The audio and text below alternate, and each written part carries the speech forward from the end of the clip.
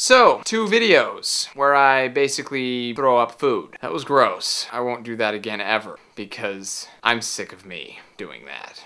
Today, something a little more highbrow. My war avoidance plan. Welcome to the Gradual Report, where we gradually report. It has to do with the convention of naming things that deal with war. Destroyer, Warlord, General, collateral damage.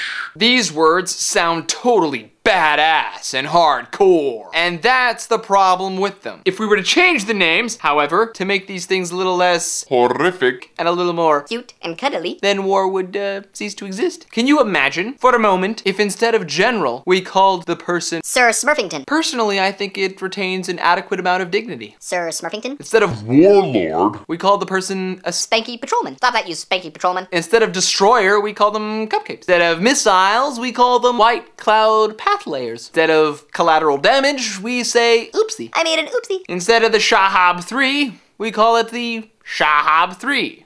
You can't really mess with that one. That one's pretty much already dainty. And instead of Launch. say, Snowflake Tinkle. Tinkly snowflakes. instead of test fire, you'd say, Poot poot poot poot.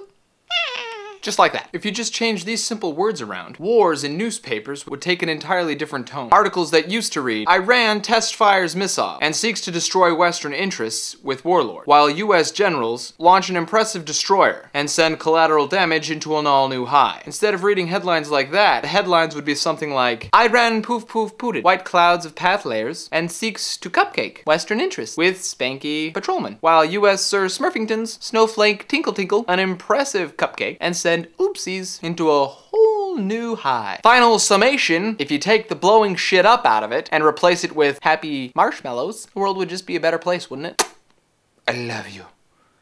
Nothing changes that.